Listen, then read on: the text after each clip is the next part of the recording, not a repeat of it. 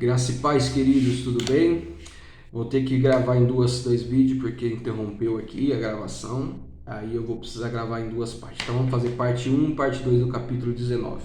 Terminamos aí, então dizendo que no vídeo anterior que Ló foi para a cidade de Soar e ali ele se sentiu intimidado e foi morar na montanha. Deus tinha dito para ele, mora na montanha e vai para a montanha, lá você escapará, mas ele decidiu ir para Soar.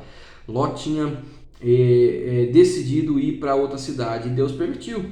Então, que aí você vai ser salvo, vou atender seu pedido, mas chegando lá ele sentiu intimidade e foi morar onde Deus tinha dito para ele morar. Porque Deus sabe o que é melhor para mim e para você. Só que chegando lá, as suas duas filhas tiveram uma ideia que trouxe um desastre enorme para a sua família e também para gerações futuras. Porque lá elas tiveram uma ideia, olha, não estamos vendo homem aqui, não estamos vendo mulher nenhuma, só nós estamos aqui. Então vamos deitar com o nosso pai, engravidar do nosso pai e dar prosseguimento à geração de nosso pai, que o nome dele venha perpetuar nas gerações. De duas umas, primeiro, ou elas não achavam que não existia mais homem na terra, que estava acontecendo ali o mesmo que aconteceu no dilúvio, só a família deles que escaparam, ou elas realmente queriam apenas perpetuar o nome do pai, entendendo assim que não podia se deitar mais com outro homem a não ser da sua própria geração. Só que infelizmente isso trouxe consequências trágicas para o povo de Israel. E também, queridos, os costumes na qual elas estavam vivendo, o ambiente em que elas estavam vivendo em Sodoma e Gomorra, corromperam muito o caráter, a mente desse povo, dos filhos, das filhas de Ló, até mesmo do próprio Ló e da sua mulher, que virou estátua de sal. Ali elas fizeram então, embriagaram o pai, primeiro a mais velha, deitou-se com ele, e no outro dia seguinte a mais nova também embriagou tanto ele que ele não se lembrava nem quando se deitou, nem quando se levantou, né? Realmente aquele que bebeu e não lembrou de mais nada. E ali as duas se deitaram e tiveram as duas conceber um filho do seu próprio pai.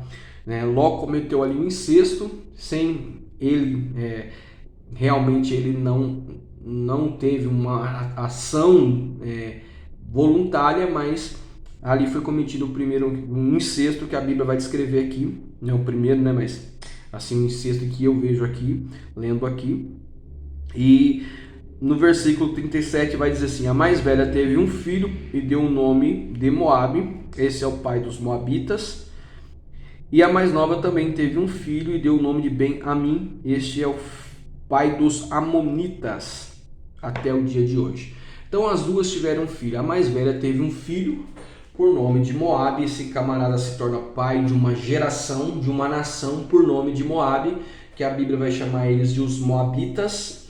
E teve a mais nova um filho, e esse camarada se torna o pai dos filhos de Amon, os moabitas. Duas gerações que vão se tornar inimigo de Israel. Olha só um texto que está em Crônica, capítulo 20, que diz assim: depois disso, os filhos de Moabe e os filhos de Amon, e com eles alguns meunitas, vieram a peleja contra Josafá. Isso é muitos séculos depois eles estavam em guerra contra os filhos de Israel. Mas antes disso, no deserto, no tempo de juízes, e nos outros reinados, eles sempre foram inimigos do povo de Israel, sempre pelejou contra os inimigos de Israel. Então trouxe uma consequências. Primeiro, quando nós tomamos decisões que nos levam a viver em ambientes que não são para nós vivermos. Segundo, até a oração de Abraão. Olha só, Deus tinha decidido destruir a cidade, mas Abraão orou para que Deus livrasse o justo daquela cidade.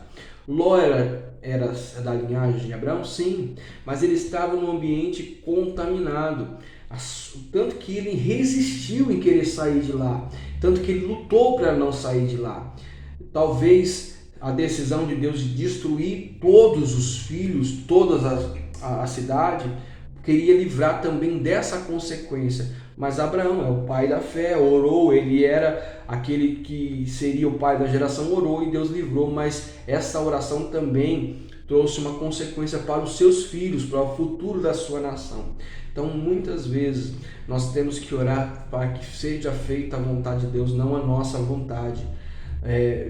Me recordo aqui, quando falando desse texto, a oração de o rei Zedequias, e quando Isaías chega para dizer para ele, olha, tu prepara a tua casa que você vai morrer, que você vai para o Senhor, ele ora pedindo a Deus para não morrer, ele vive mais 15 anos, e depois desses 15 anos ele tem um filho, e esse filho se torna rei, e esse rei é um dos reis mais cruéis que existiu. Então, muitas vezes a gente faz oração pedindo uma coisa para Deus que não é o desejo e a vontade de Deus. Então devemos seguir o que Deus tem para nós, o que Deus reserva para nós. Amém?